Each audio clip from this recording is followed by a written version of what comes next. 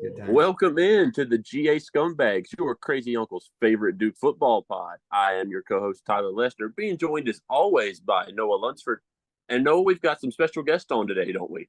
Yeah, we've got some big time, some Duke football friends, great people to follow on all platforms. People that are campaigning to do what we dream about and see week in, week out. We're joined by FillTheWade this week on the Scumbags Pod. Yeah, if you guys don't know, they've done a great job on Twitter. They do a lot of stuff around Durham for season tickets, getting people involved. And they're going to come on today. And, last episode, me and Noah brought it up. We're going to go over some of the new additions Duke's made to personnel, some new stadium changes. So Noah, I'll let you get things started and introduce them. And I know you've got some questions you want to ask. Yeah, so our guys at FillTheWade, just with like all of our anytime we bring people on, we always like our audience to kind of get a feel for who they're listening to. So tell us a little bit about your guys' selves. Tell us how your Duke fandom started, and kind of your guys' mission with the FillTheWade campaign. Well, sure thing. Well, thank you all again for featuring us on your podcast. We're excited to talk a little bit about ourselves and a little bit about kind of this initiative that we sort of got kick-started, late December, one day after just kind of in response to just sort of the uncertainty around Mike Elko leaving way back in late November.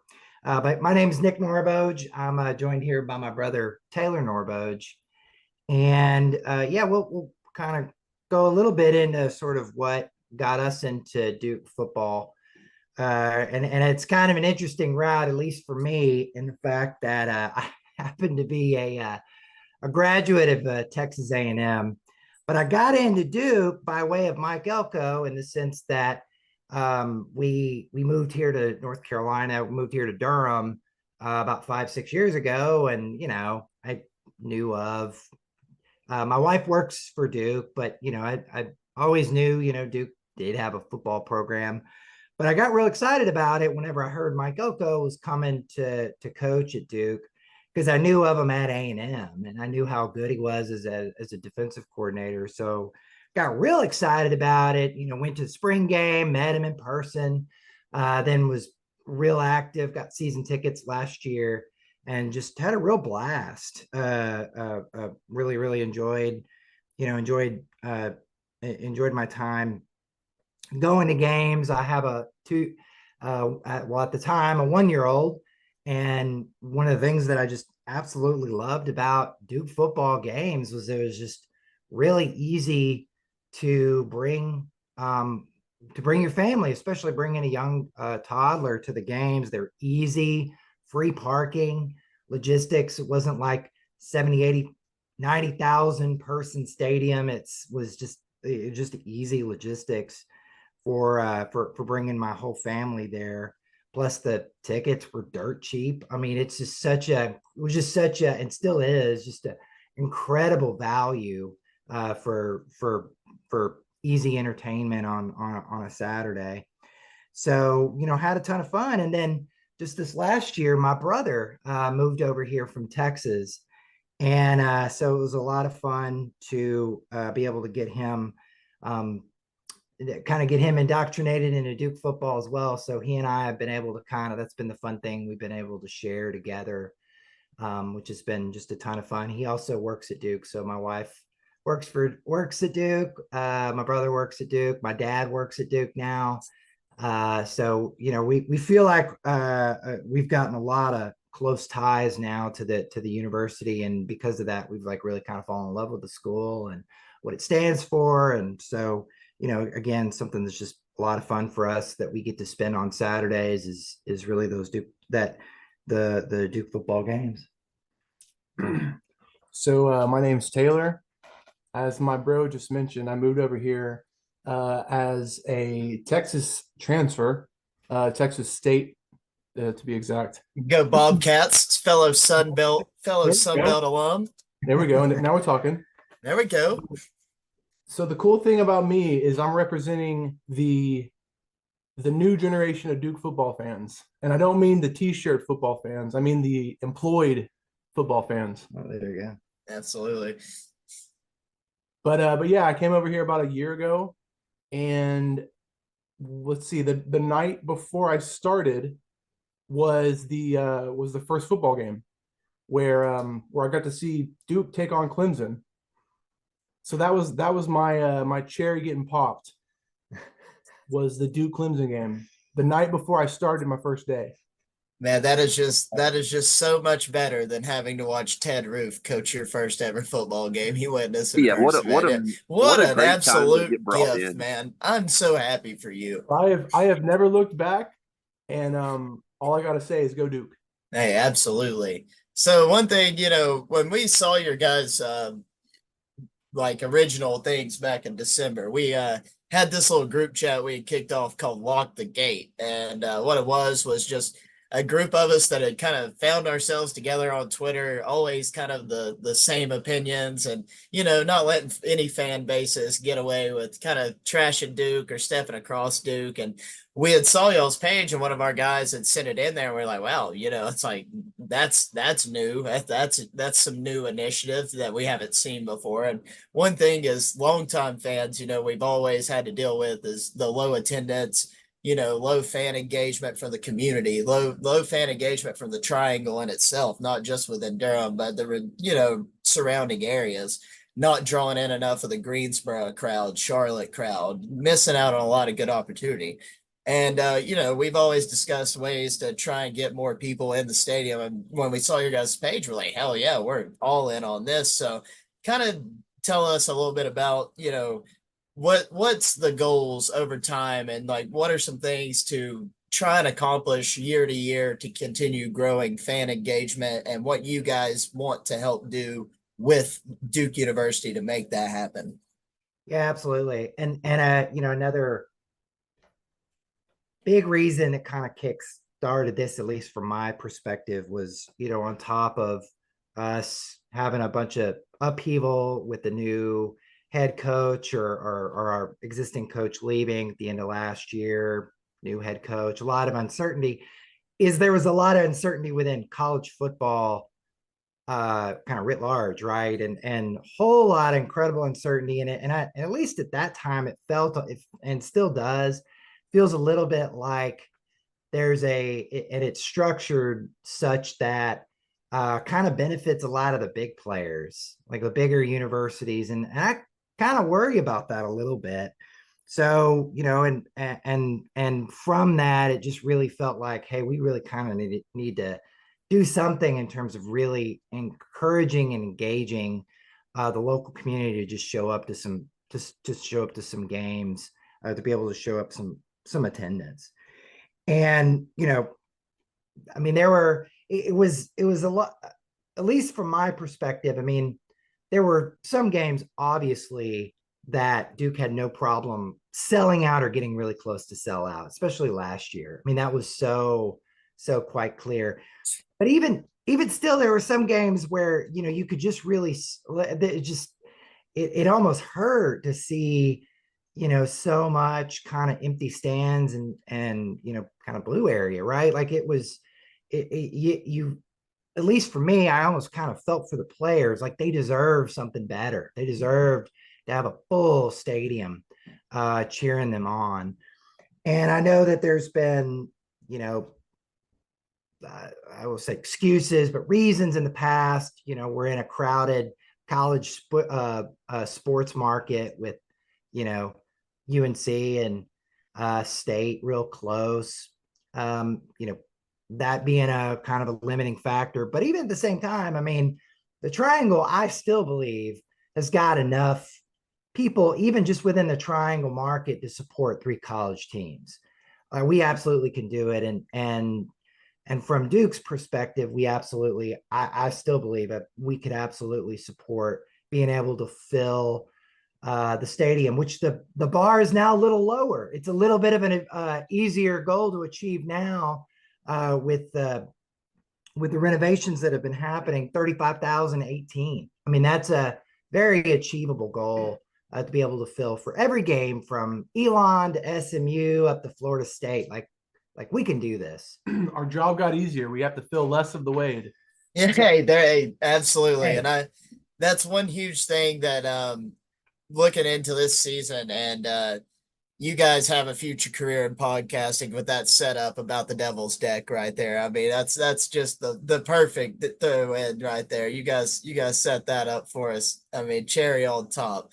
The But Devil's yeah, agreed. But here's what's kind of cool about it, and the direction where I see maybe Duke going, and I'm excited about it, is it really is kind of it's a real innovative lean toward like a premium experience of football. And I think it's interesting in that, you know, you're sort of, it's a really creative way to kind of differentiate yourself from Carolina State, but really in a lot of these big stadiums around the Southeast where you're just cramming in 80, 90, 100,000 people together, you know, like it seems like the Duke football experience could be much more kind of quality. It could be a lot more fun, a little bit more of a kind of an intimate experience that could be something that I think could really sell quite well to folks. Still be fun, still be rowdy, right? Like they didn't do away with the GA section, right? We're still here. Oh, absolutely.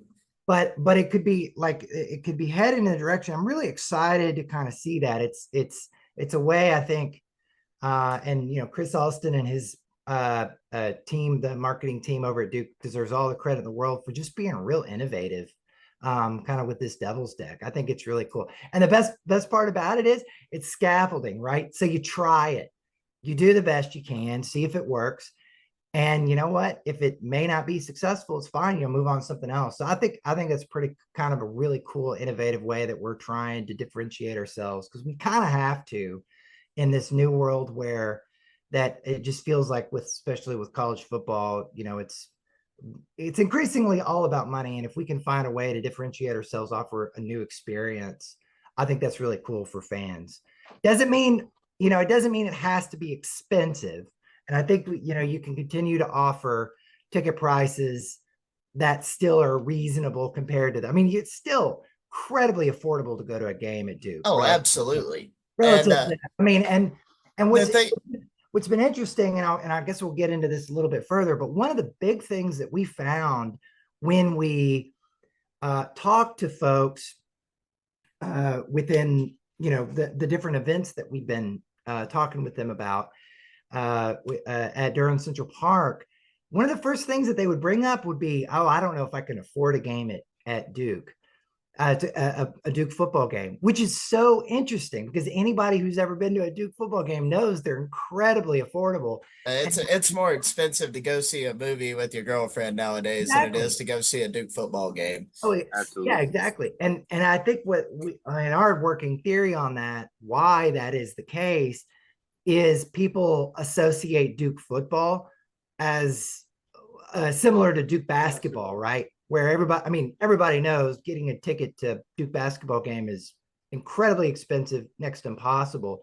So we think it's interesting that I think most people who maybe not be as familiar with Duke football still see it as like this expensive premium product. So when we tell them it's like $20 to go to a game for like, you know, some of the early season games, they're like, oh, that's nothing. They're shocked. Absolutely. That could be an opportunity for, I think, Duke marketing to really get the word out there that like this really is a great value to spend a Saturday.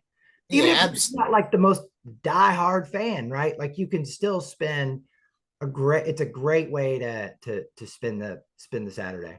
Absolutely. And, you know, continuing on with Devil's Deck a little bit, you know, I know Tyler's got a couple of opinions on it, but one thing I've looked at, and you kind of mentioned it with, you know, it being a more affordable, you know, experience, but still being almost like a luxury.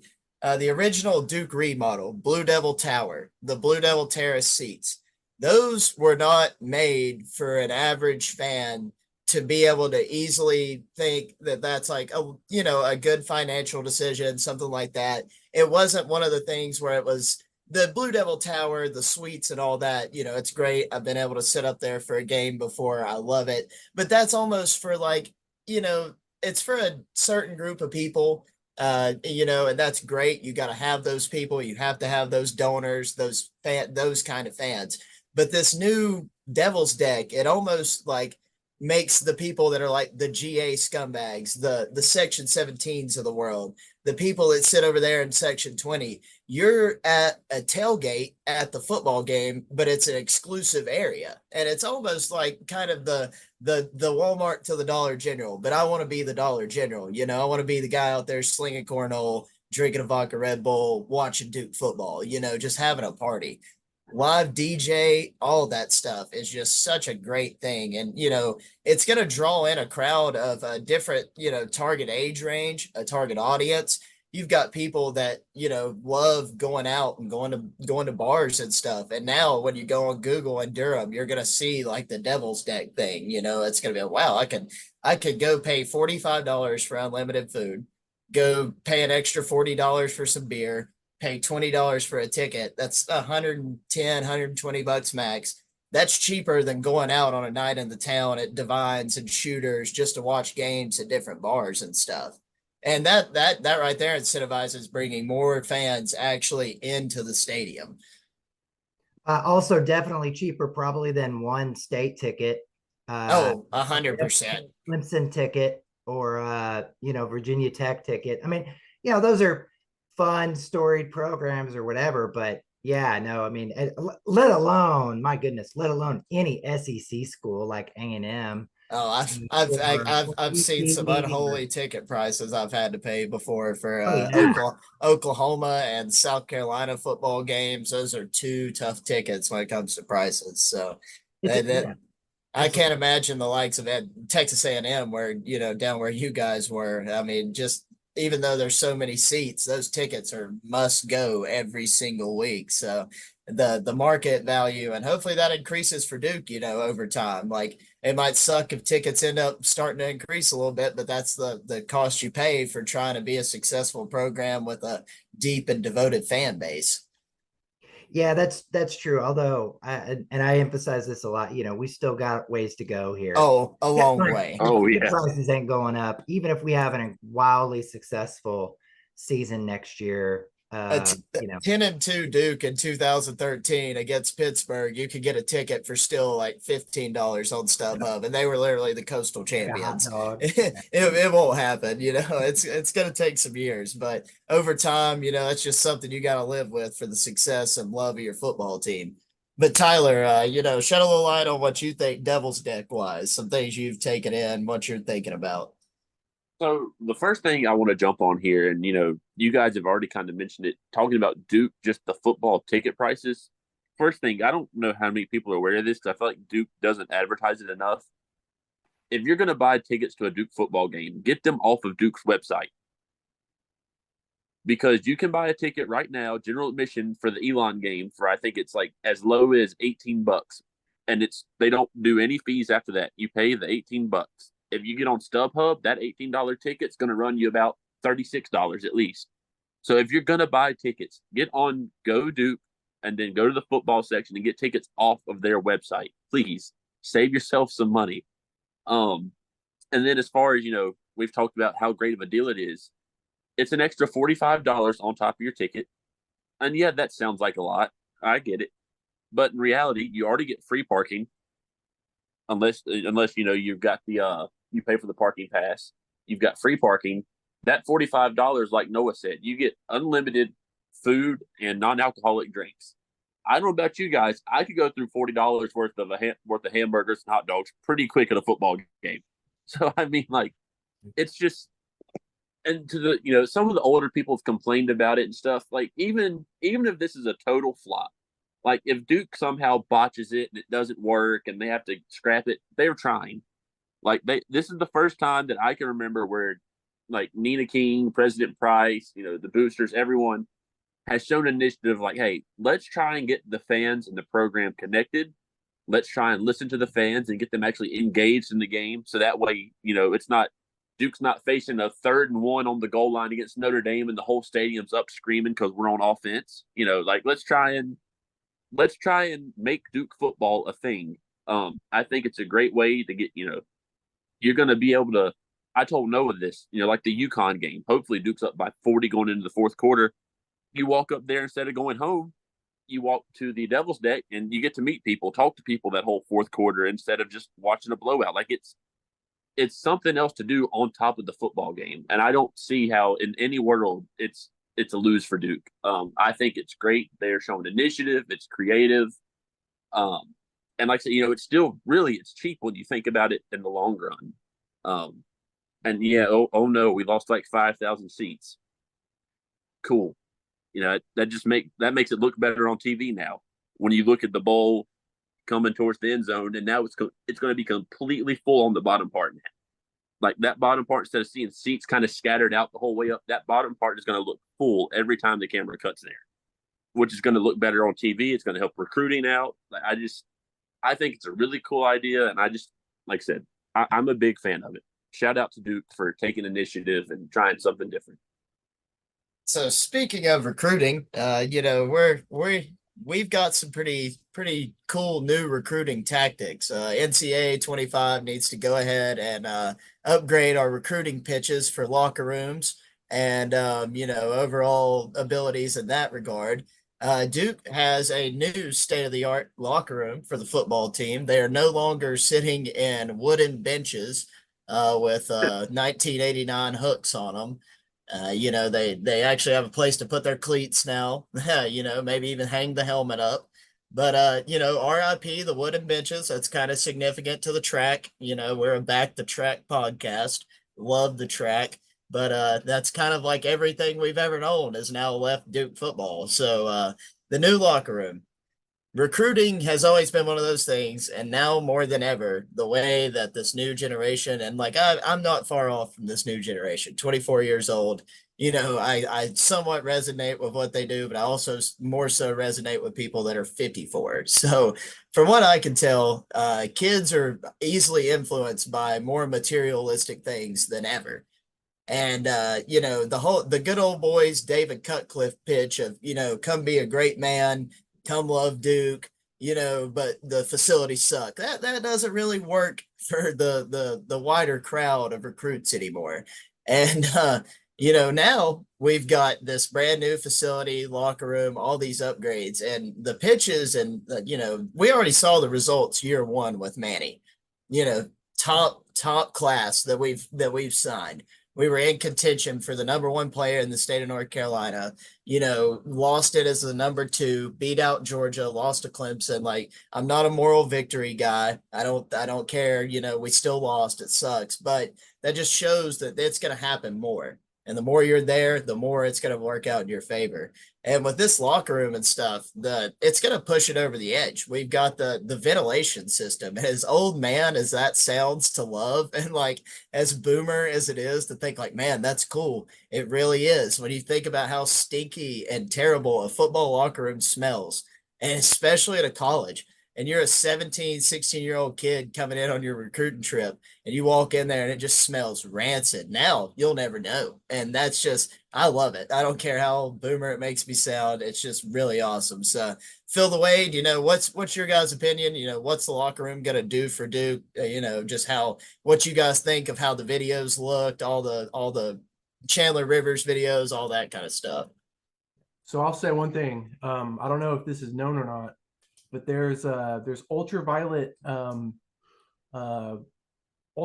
rays that completely annihilate all bacteria. Have you seen that? Oh man, boys, look at Duke. That's something that Duke actually pioneered.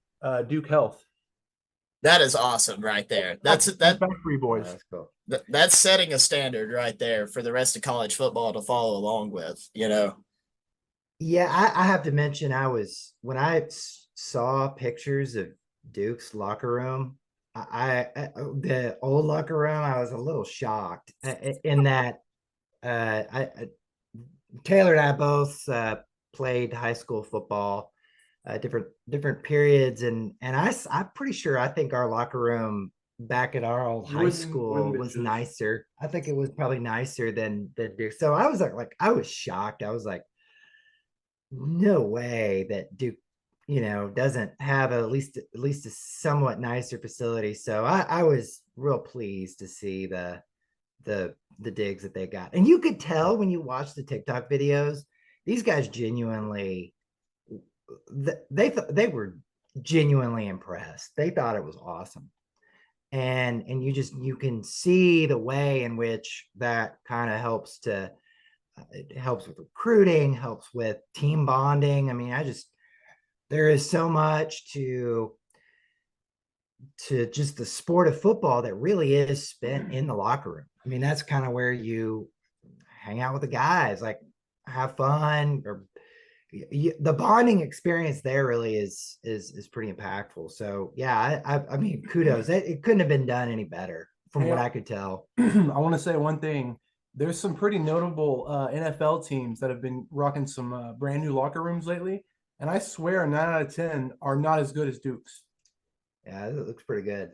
I mean, we really Ohio State released that video of theirs the same day that we did. And like, and I'm the first one when it comes to Duke. If another team does something better, I'll give them the credit. You know, Yeah. I'm a big enough man to give Ohio State credit in a lot of other categories. But our locker room kind of walked the dog on them fellas. Like, I mean, Ryan Day is probably fuming up there. He can't beat Michigan. He doesn't have a nicer locker room than Duke. You know, it's like I feel bad for old Ryan Day. But like, you know, Duke's really setting a good standard with things like this. The investment from King, Price, and the donors has been unreal. Yeah.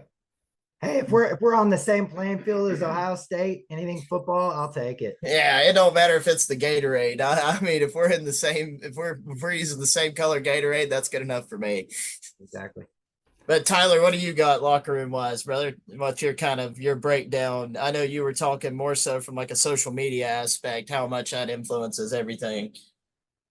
Yeah, I mean, to quote, and he gets in a lot of hot water, but to quote Deion Sanders from when he used to play, if you look good, you feel good, and if you feel good, you play good. Like, just from like a demeanor standpoint, if you're getting beat by 10 at halftime and you walk into the old locker room, you're like, huh, like, you just kind of look around, you probably wonder, why am I here? You look around like, you're like, this is just awful. Now you're down 10 at halftime, you walk into the new locker room, it's just a little more uplifting to see nice things. Like it's a little harder to stay down and stuff like that. From a social media standpoint, like it blew up. Me and Noah talk about this all the time, and it blows my mind how Duke football on Instagram does absolute numbers. Like, it's crazy the following they have over there. And a lot of it's because Duke's just become a massive brand. Sorry, State fans. People outside North Carolina know who we are.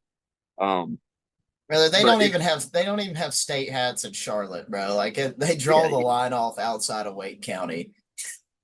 You can go to California wearing a Duke shirt and someone's going to flip you off. You go to California wearing a state hat and no one knows who you are. Somebody thinks you're wearing a New Mexico State Lobo gear. It's like it's an unrecognizable brand. Go Lobos, by the way. And so like people pick up on that kind of stuff. And, when Duke makes a post like that and it gains traction, like it does really good. Social media matters, and thankfully I'll say this. Duke football, like social media, Duke really, like every sport, the social media aspects of Duke are phenomenal. They do like great work getting stuff done. And again, like this is going to help in recruiting absolute tenfold. Like we were, like Noah said, before the locker room got in, we were in contention for Bryce Davis. Cam Smith I think he's like the 4th ranked linebacker in all of next year's class. He's already committed to Duke as a 4-star. Like, it's only going up from here.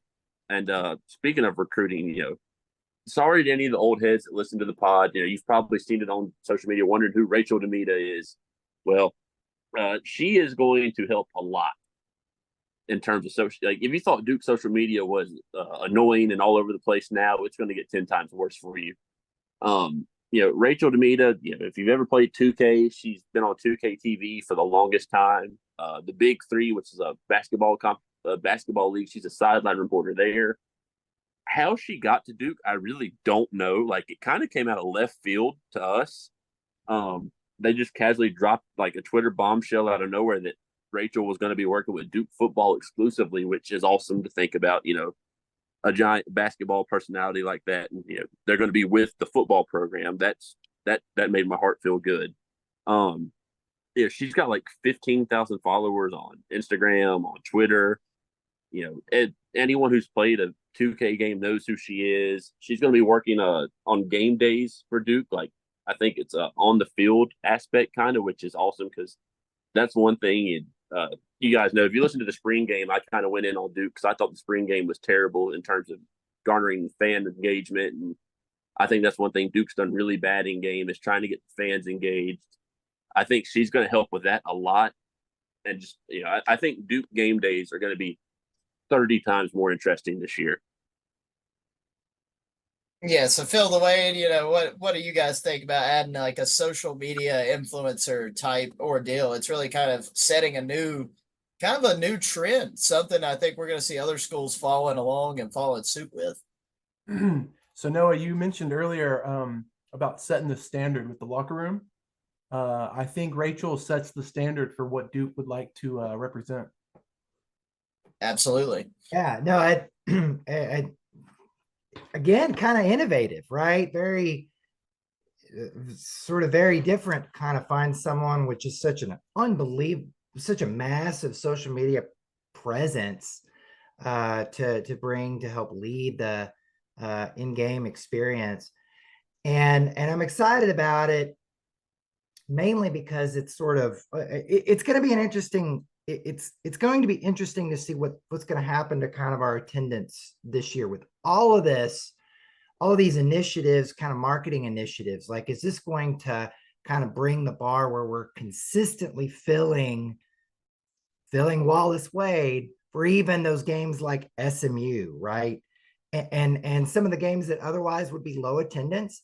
Those are the games I'm going to be really interested to see. Like, is she able to kind of she and part of the entire experience is able to make it to where we're still filling Wallace Wade way beyond what we would normally, kind of just people coming for the experience more than anything else.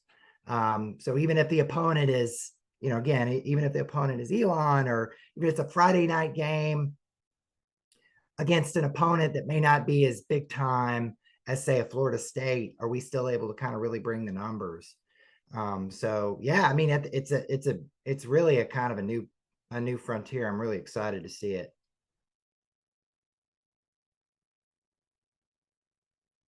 Yeah, and I want to see your guys' take on this because I'm a little upset with the schedule makers, whether it be the ACC or whatever. It feels like every year this happens to Duke. Opening night's usually always on like a Thursday or Friday. That's not a big deal. Can we quit getting like our primetime home games on a Friday night? Every single time it happens to us. This year with Florida State, it's going to be at night, and we get it on a Friday night, and like it just. And some of it's like a Duke issue, some of it's not. Like, it just ruins like the big game feel because there's a good shot that Duke's coming into that with one loss, maybe two. Florida State's probably undefeated, but you won't get to park till 2 hours before kickoff. Tailgating's out of the picture. You got to walk to get to the stadium. Then, like, it just, I hate that. Like, and I'm sure it happens to other schools. But this was like every time Duke gets a night game on the weeknight, it's always a big game. It's like a Florida State, a UNC. Clemson wasn't bad because it was Labor Day, but had it been any other day, on a Monday, it would have sucked. Like, it feels like it's always us. Yeah, 100% on this. The scheduling breaks that we get are so tough. We always play at home on Thanksgiving. This is like the first year I think we haven't played on break at home in a real long time. I'd have to go deeper dive into that, but it feels that way at least. And sorry, I got a phone call there when we were talking Demita, and I can't not say a few things about Rachel here. You got a call from Demita? Oh no, I wish. Sadly, she kind of looks like Rachel DeVita, but it's not Rachel DeVita. Yeah, I wish, but no. Wow. All right. Yeah, she's up there, but she's not DeVita. I hope she doesn't listen to this pod. But yeah, Rachel, 1 million Instagram followers. Wow. 1 million on IG. Just went and looked that up. Twitter, she's at a cool 275,000. and she like run her Snapchat account, like one of the biggest public story accounts that's out there. So, across the board, you're thinking about Duke is now just going to be seen by people on average probably at least 100,000 more times if she makes a post. If she is tagged or makes a post from her account, that's 100,000 people that, even if they don't like it or comment on it or retweet it, that saw something about Duke football that, in other words, would have never seen it before. Like, because outside of like our football crowd, some of the ACC friends we've made along the way, and a couple other schools that we talk to on Twitter, nobody really sees Duke football content anywhere. And she changes that game to, across the entire country, across the globe. I mean, she's world renowned for the work she's done with the Big Three. All these overseas tournaments and stuff she's covered with Ice Cube and all that. I mean, it's very impressive. And I can't wait to see the work she puts in, because regardless of the absolute bombshell that she is, and let's just throw that out there, 10 out of 10. We couldn't have found a better face for television. It certainly ain't for radio. But she also just is one of the best workers when it comes to social media content for sports. It's professional, it's funny, it's interactive, it brings people in. And that's just something I love about it. Absolutely. Yeah, absolutely. I couldn't agree more. I mean, just incredible presence. So, Tyler, I know you mentioned, about attendance and scheduling and stuff. Yeah, we definitely got thoughts. We've part of FillTheWade. We've kind of got a little data science team that we've set up. And so one of the first things, and shout out to our volunteers that are really helping out with that. They're doing really cool work. What we did is we basically pulled in attendance data going back, I think as far back as maybe 1980, 1970, of every Duke home game, where we not only pulled in attendance data, but we tried to pull in weather information, opponent, as many different kind of factors as it. We're still kind of going through it. But a couple of things that we've noticed, so kind of criteria of things that matter. Weather really matters is what we've noticed in attendance. I don't think that's a surprise to anybody, but I think one of my early games on last year was the Virginia game, the Virginia home game. I think it was back in 2022, and I noticed it was a great win for Duke. It was Mike Elko's first ACC win, but there was next to nobody at the game, and what we found is because there was a hurricane coming in or it was nearby, so that had really dampened attendance for that game. So weather matters, who we play. So like big time teams really draw out the crowd. Of course, this is all attendance. So sometimes we get folks, we get obviously we get the opposite, we get opposing fans that come to games as well. So that matters. And then what we're still trying to figure out is exactly what type of marketing efforts, but we have reason to believe that, discounts, extra efforts to work with the community, and then also playing like NCCU, that draws out a really great crowd for Duke.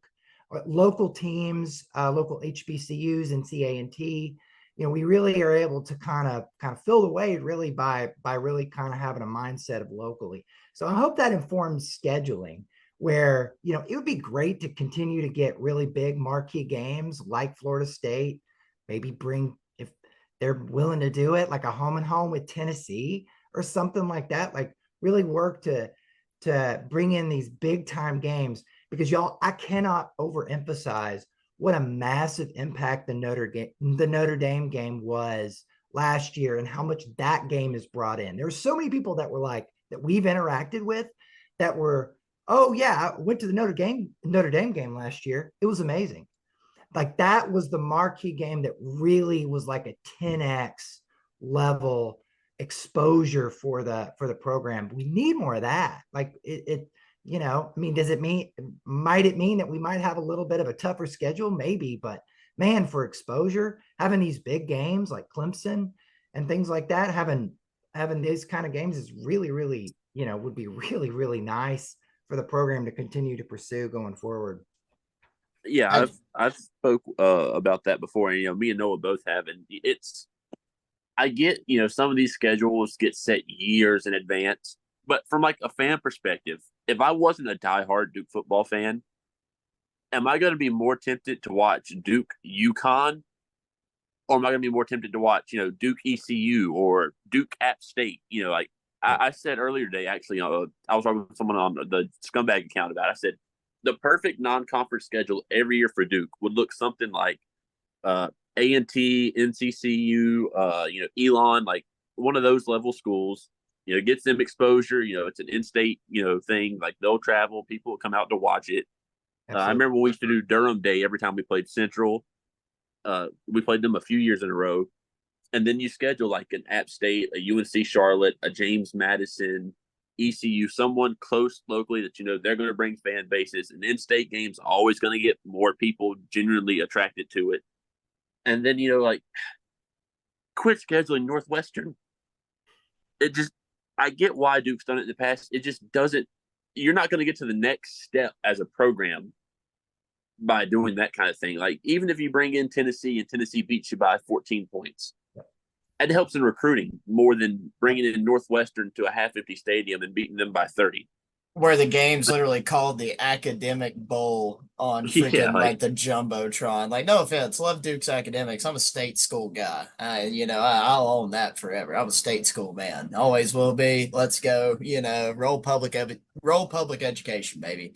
But I still love Duke. Love everything about it. But like one thing that irks me is like, man, it's football. I love that the guys graduate and that we set standards academically, but we don't have to talk about it at the games. We don't have to make it our like rivalry names. We could stray and maybe gain a little bit of toughness. That's not going to hurt my feelings any. That's kind of the whole thing with the scumbags. Like why we made our name what it is. It's like we're tired of being the wine and cheese crowd. That's wine and cheese ain't for us. That's Chapel Hill. They own it. They love it. And if that's what they want to do, great. Duke needs to be the SEC of the ACC. And that's something I preach. A lot of people they say, oh, the SEC, that just means more stuff. It's not the truth. It is. It just simply is. College football means so much more to those people. The way they interact, the way their pregame is, their activities during the game, the crowds, the energy inside of a stadium like Williams-Brice, like Neyland, just the places I've been down at Jordan Hare. I mean, the energy, even at the new additions at DKR and at Gaylord Memorial with Texas and Oklahoma, the SEC was like, we're going to add two teams that just fit. And they found the two perfect teams with the atmosphere and the SEC like tradition. So you go into that kind of dive, and it's like Duke needs to try and be like that. Try to be like the Ole Miss. If somebody wants to, try to crap on you on Twitter because you have too much fun at a football game, that means you're winning as a program.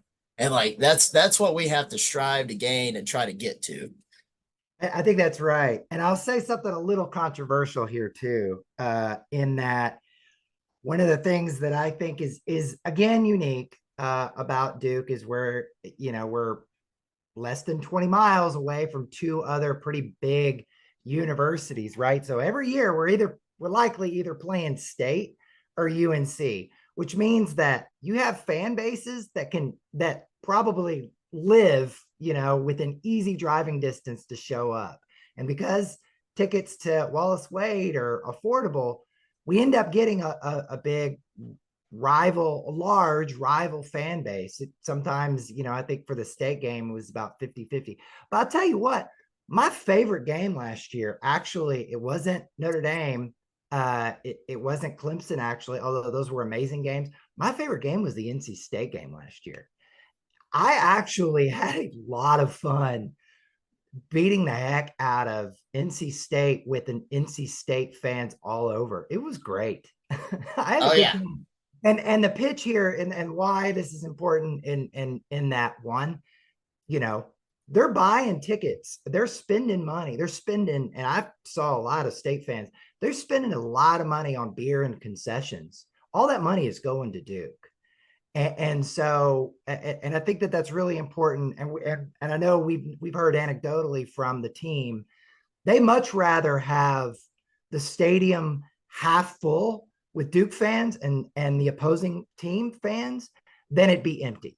They would rather have that. They would rather that would be the preference, is that there would be at least it be full, half and half, than it be, than it be empty, or even be, 10, 15, 20% Duke fans. So I know it's frustrating for Duke fans to be sitting in the middle of, a bunch of rivals. And I know that's annoying. So, but it's a little bit of a recognition of the reality, especially when we're playing Carolina or NC State. It's just too convenient for them not to show up, right? And so just keep in mind that they're there, they're spending money, they're supporting the program whether they like it or not. Hell, one of my favorite parts about being a Duke fan is going to away games. I've had some of my most fond football memories of meeting Duke fans at the ones that go to away games.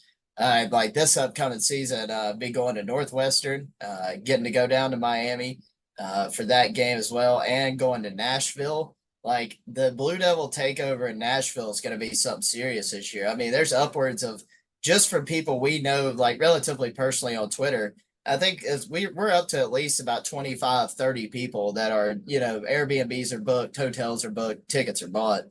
And Nash Vegas, man, like why not Duke? Why not go take something over?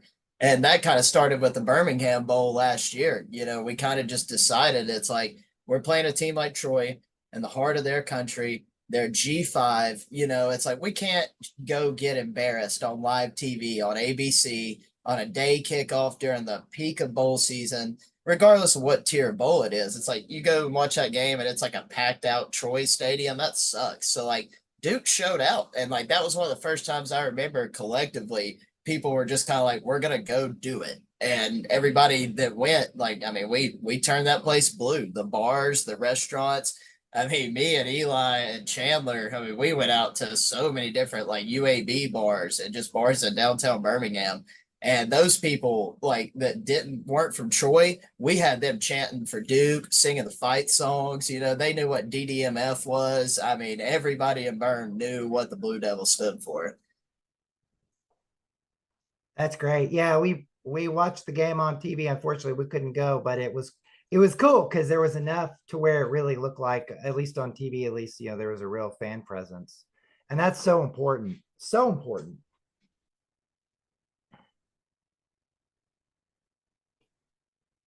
Yeah, I'm with you guys there. Like it's frustrating sometimes. Like I'll never forget the Virginia Tech game.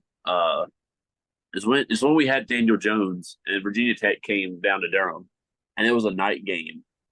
And I don't think it was 50-50. I genuinely think the crowd was like 75-25 Virginia Tech fans. Like the stadium was orange. And I just remember looking at it and I was like, oh my gosh, like, this is like, part of me was like, it's cool because the stadium's full, but then the other part was like, it's frustrating because if Virginia Tech fans are making a drive from Blacksburg down to Durham, you can't tell me we can't find 20,000 people from Greensboro to Charlotte to Raleigh, Burlington, Durham to throw into the stadium. Like, but it's one of those things where if I was a Duke fan, I get it. Like, I get being hesitant because Ted Roof, Franks, those were some fun days. But I think the big thing that people that use that as an excuse don't realize is they also, and even Cutcliffe didn't have the backing that Elko had. He didn't have the support that Manny's getting. Like President Price and Nina have done. Like, I mean, it's night and day difference. The podcast we had with Feimster a few pods ago, even he said it. He was like, if we could have had the support that they give the program now back then, we'd have won the ACC. Well, Cutcliffe used to walk into the AD's office and ask them like for $10, and they'd literally pull out a gun. They'd be like, get out of our office. Like they wouldn't give him that. They wouldn't even give him a handshake back then. I mean, it's genuinely sad that man came to Duke, turned everything around with literally no help at all, like besides his own belief that he could do it. I mean, imagine where we're at today with no David Cutcliffe. I mean, the Ted Roof era doesn't end. We were just going to keep cycling through hell. I mean, it was going to be bad, and like it took a guy who believed in himself and like wanted to, add to his tenure and add to his resume of what he did in the college football world. And shout out Cutcliffe forever. And it's just wild to think about how much we've advanced within 10 years from 2013 to 2023, 2024. Just it's outstanding if you're a Duke football fan. A lot of other fans from other schools don't really understand why people are so excited to be Duke football fans right now. And that's okay because I wouldn't either. If I was a Penn State fan, I would have no idea why we were talking about Duke so much. But it'll all come to fruition here soon. And like you have to see it for what it is, and you have to know how bad it was to see all these improvements and be like, damn, never in a million years did I think something like this would happen at a game I'll get to go to and see, a team I'll watch play. So shout out Duke for all the work they're doing on those regards. Yeah, if you'd have told me back in 2013 when I was like 14 years old watching Carolina come into Durham and boat race us by about 55 that night. That was a sad night. Yeah, if you'd have told me that night that the stadium wasn't going to have a track around it anymore, the press box was going to be brand new, we were adding in the Devil's Day, we were going to get to host college game day, we were going to beat Clemson, top ranked team. I would have done anything in the world in that moment for all that to happen, because I wouldn't have thought it was possible. But it goes to show how frustrating it really was, because there's no excuse for Duke to have never been successful in football, other than the fact we just didn't support it right. Like look at basketball. If Duke football would get the support on a yearly basis that had been given to basketball going back to the 80s, Duke, I'm not going to say we'd have 5 national championships like basketball had, but we'd be more along the lines of where State is right now, where as much as I hate to say it, every year State's going to be picked top 5 in the conference. Like this year, what were we picked, Noah? Like 11th, 12? but that 11th, but the 11th is the highest Duke has been picked preseason since I've been alive in the year 2000. I have came out the mud to see that 11 beside that team name. Like I've came from hell and back to see us not be 16th. So we've won 17 games in 2 years, and we're picked to finish 11th in the conference. Like that's where we're at still in terms of like national perception, which is just wild to think about. Hey guys, I think we should embrace the doubt and just let them doubt. Hey, that's what they've been doing, and it's certainly worked out for Duke, and it's certainly worked out for the Duke sports bettors. The guys that like to lay down those money line bets whenever they were saying no way Duke beats Clemson. That paid the rent for a few months, it felt like. So shout out DraftKings. They keep doubting Duke, and I'm all for it. But we really appreciate everything you guys do, Twitter, social media, everything you're doing out in public, out there at the Durham rodeos and everything, just drawing engagement. And I think the viewers are really going to love this episode, and there's a lot of insight, and we just appreciate you guys sharing some of that knowledge with us and everything. And yet again, we appreciate you guys coming on, taking some time to come speak with us. All the interactions, retweets, and shit, like it means the world to us. We're out here doing it for fun and kind of the same like you guys, man, just trying to make somewhat of a difference. Well, I'll again, if folks are interested in joining us, volunteering, we've heard nothing but great feedback from our volunteers. Again, it's a lot of fun. Usually we just set up a booth. We've got very close partnerships with Duke football. So we've got the swag that we are able to engage with people, and it's just a lot of fun. For volunteers can just kind of show up and just talk about their passion for Duke football. So for anyone out here who's interested in wanting to sign up to volunteer, please send an email to FillTheWade@gmail.com and we'll get you involved. We've got lots of activities. We're going to try to keep things going through the year, because we want to make sure that people are aware of Duke football. And I think it's, even if there's a game, say that Saturday, and we're doing an event the night before, we could even say, hey, you could go get a ticket tonight, probably, and go to a game the next day. So we again appreciate y'all so much and giving us a chance to talk a little bit about what we're trying to do. Oh, absolutely. Like it's really cool to see. And I personally, I've been really appreciative of everything that you guys have put in. I know it's a lot of work to try and just, get the name of Duke football out there. Like even if tickets aren't being sold, people are at least hearing about Duke football. Like, you're getting those connections established and stuff for down the road. And I'd love, anytime this year, like if we go to break down a game or have a big game or something, maybe even a bye week, I'd love to get you guys back on here. We talk about like maybe midway through the season, kind of where ticket sales are and stuff like that, and kind of break down some of that side of the game.